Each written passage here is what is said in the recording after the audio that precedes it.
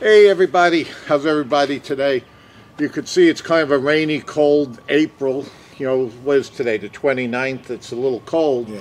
but just as tradition, we got to have a little talk every month. Lou is back.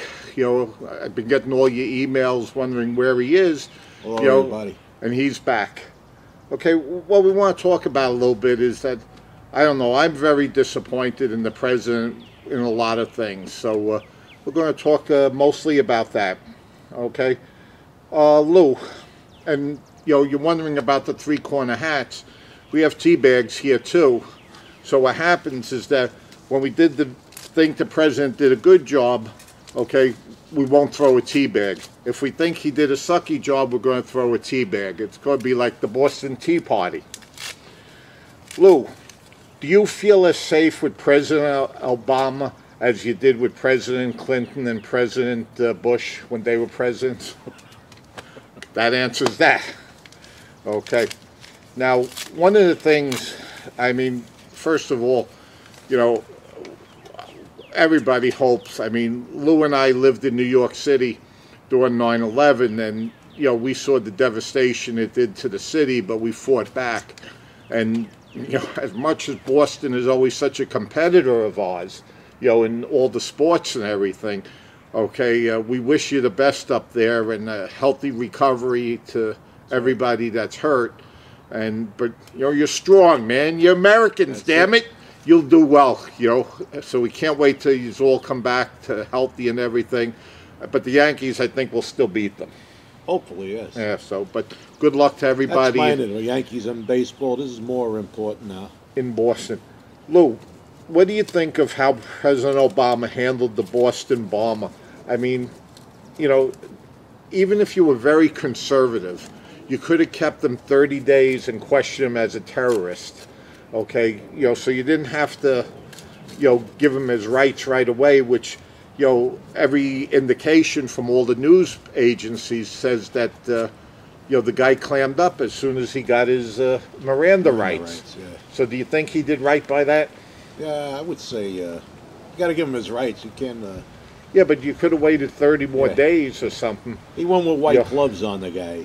It could have been I give him a 0. I'll give him a half throw.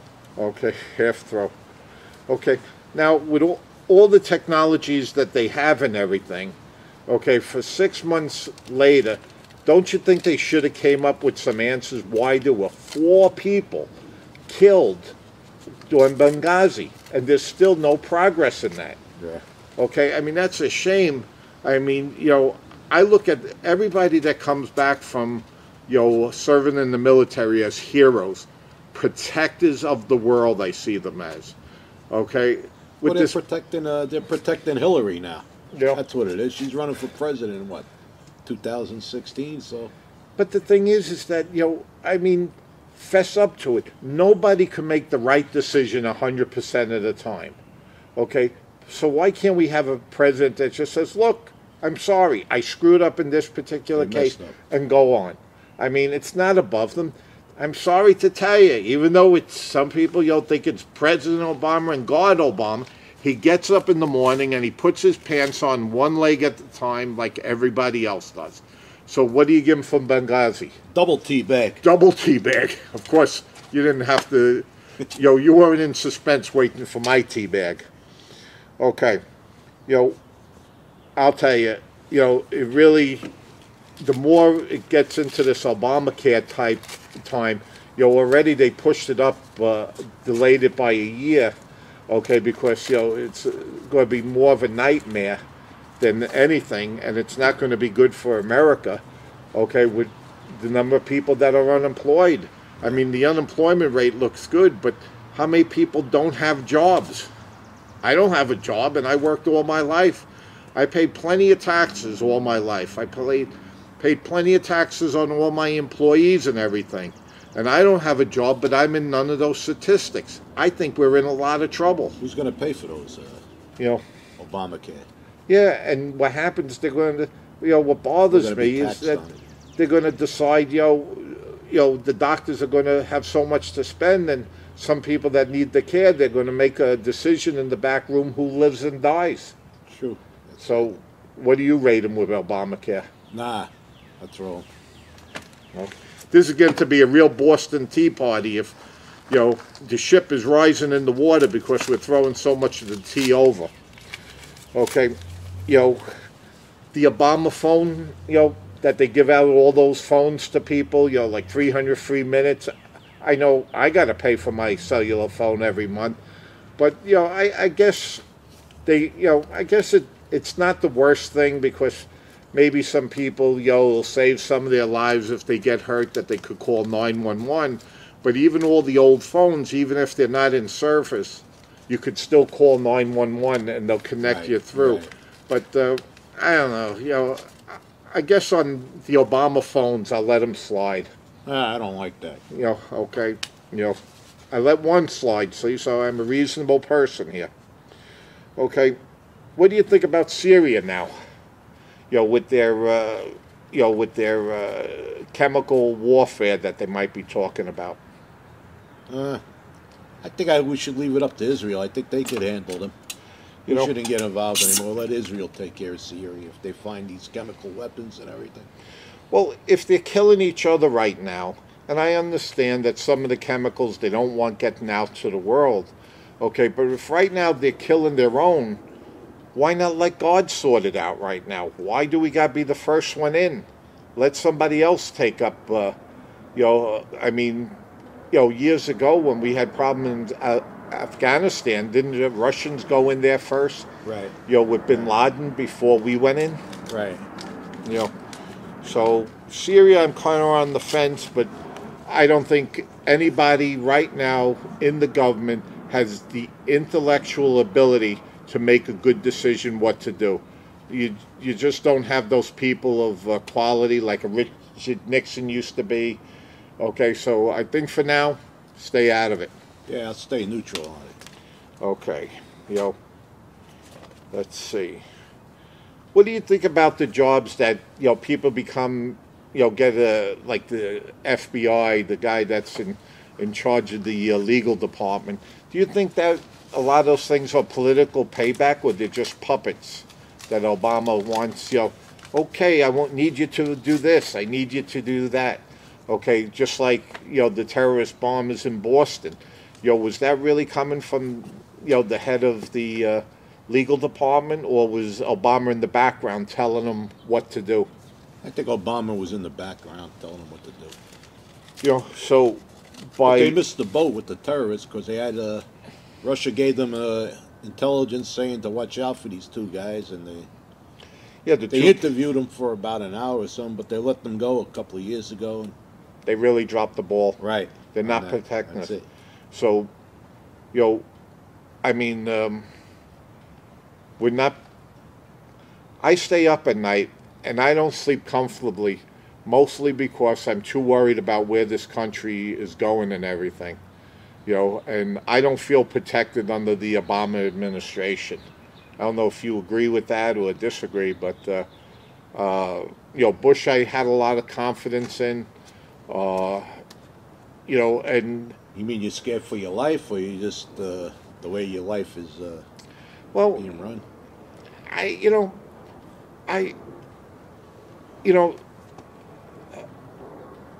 have a lot of respect, for Mayor Bloomberg, okay, and the police commissioner of New York City. I think they're on top of their game, okay, and that they did things that might not have been politically correct with putting some of their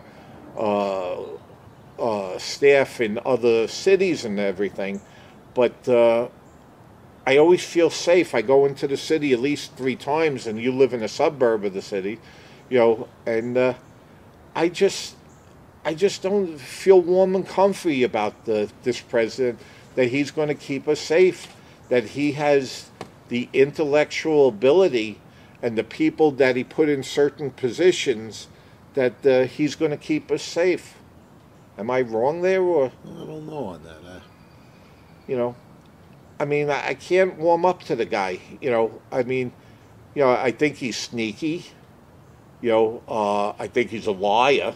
Right. You know, Yes. and I couldn't like stand arm to arm with him and No. really trust that, you know, he has my best interest at heart. It's true. True on that, yeah. You know, Even with the immigrants and everything, it's an open door policy. They're letting everybody in.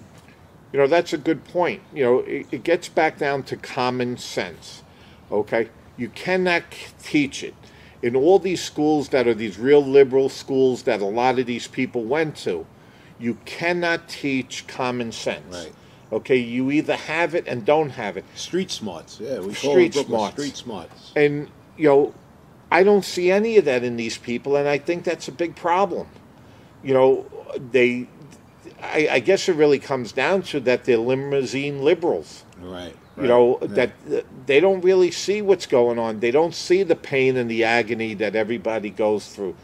You know, you could say that you feel the pain, but I'm sorry. You know, when he went to Boston and the people in Dallas, you know, for the fertilizer explosion, you know, when the press was covering him, he got to any of these. He left the White House. He traveled there.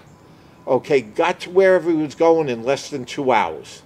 Okay, because, you know, he doesn't have to wait for anything. Right. He doesn't have to wait, At the you know, airport. at the airport for landing. He doesn't have to wait. Bus terminal or something. Nothing. So 2 hours he traveled from place to place.